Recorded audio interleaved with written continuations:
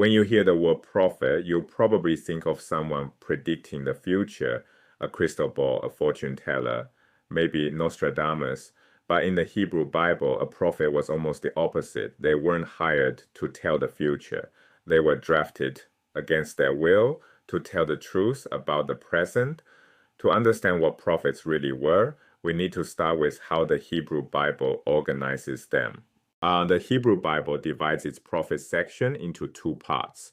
First, the former prophets, Joshua, Judges, Samuel, and Kings.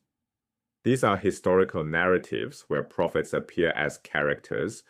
Figures associated with shrines and royal courts are active in the 10th and 9th centuries BCE.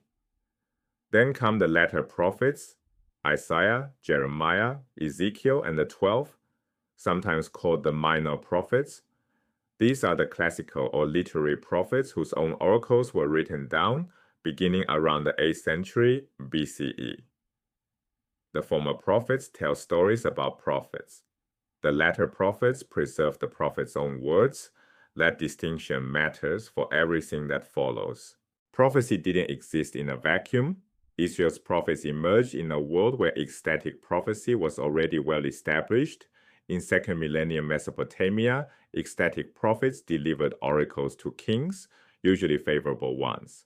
In 7th century Assyria, similar figures served the royal court.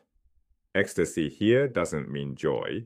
It means a state where emotion overwhelms reason and self-control. Music, dance, frenzy, rising, raving. The prophet loses ordinary consciousness and speaks words understood as divine. The Hebrew Bible attributes this to the Spirit of Yahweh rushing upon someone. Saul, for instance, falls into a prophetic frenzy among a band of prophets. Even later, figures like Ezekiel perform dramatic, unusual acts, lying on his side for months, eating bread baked over dung, that carry the legacy of this ecstatic tradition. So what made Israelite prophecy different? The answer is in the Hebrew word itself. The Hebrew word for prophet is navi, meaning one who is called or one who announces. The etymology reveals everything. An apostle is a messenger, someone sent.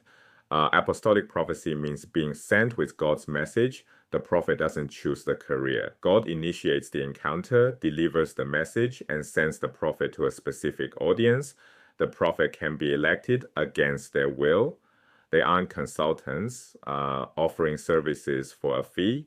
They're conscripts drafted into divine service, whether they like it or not.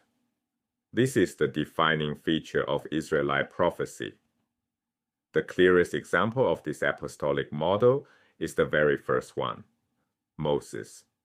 Moses sets the pattern every later prophet follows. Stage 1, the unexpected encounter. A burning bush in the wilderness, a vision and a voice he never sought. Stage 2, reluctance. Moses pushes back hard. Who am I that I should go to Pharaoh? I am slow of speech. Send someone else. Stage 3, surrender. Overwhelmed by God's persuasiveness, Moses accepts the mission. This three-stage arc, encounter, reluctance, surrender, repeats across the classical prophets. Isaiah sees God enthroned in the temple and cries out in unworthiness. Jeremiah protests, I am only a boy. Ezekiel is overwhelmed by a chariot vision of staggering complexity. The pattern is the DNA of prophetic calling. If apostolic prophecy is about being sent, divination is about seeking, and the Bible draws a hard line between them. Divination uses techniques to uncover divine will, manipulating substances, inspecting animal entrails, consulting spirits of the dead. The book of Deuteronomy condemns these practices explicitly, calling them abominations of other nations. The Deuteronomists and the biblical authors and editors behind Deuteronomy and related texts viewed divination as a fundamental violation of Israel's covenant relationship with God. The most vivid example of condemned divination appears in 1 Samuel chapter 28. King Saul, desperate and cut off from God, visits a medium at Endor to conjure the ghost of the dead prophet Samuel. The story illustrates two things at once. how widespread such practices were at the popular level, and why the biblical authors condemned them so forcefully. Saul's act of desperation marks his final break with legitimate prophetic channels. But there's a fascinating exception. The urim and tummim, oracular objects, possibly colored stones, kept in the high priest's breastplate. Priests used them to get yes or no answers from God. And the terms may relate to the Hebrew words for light and perfection. This is divination, technique-based consultation of divine will. Yet the Deuteronomists accepted it because God himself authorized it, performed by priests within the official cult, not freelance practitioners. Before we move to synthesis, there's one more dimension we can't overlook. Women prophesied in Israel, though none have books bearing their names among the latter prophets. Miriam, prophetess and sister of Moses. Deborah, tribal leader and prophet in the book of Judges. Huldah, consulted during King Josiah's reforms, a pivotal moment in Israelite history, and Noadiah, a prophetess in the post-exilic period. Prophecy was not exclusively male, even if the literary tradition was. So let's put it all together.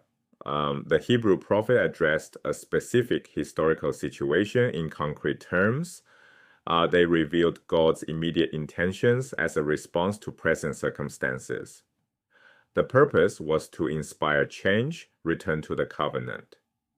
Any predictions referred to the immediate future as consequences of present behavior. The message was fundamentally, what is wrong now, and what must you do to avert disaster, not fortune-telling, truth-telling. So the next time you hear prophet, don't think fortune-teller, think reluctant messenger, someone who didn't want the job, couldn't escape it, and stood before the powerful to say what no one wanted to hear. Not here's what will happen, but here's what you're doing wrong, and here's what's at stake if you don't change. That's what navi means. That's what it meant to be called. 3 things to remember. Navi means one who is called. Apostolic prophecy is not divination, and the call pattern, encounter, reluctance, surrender, defines every prophet.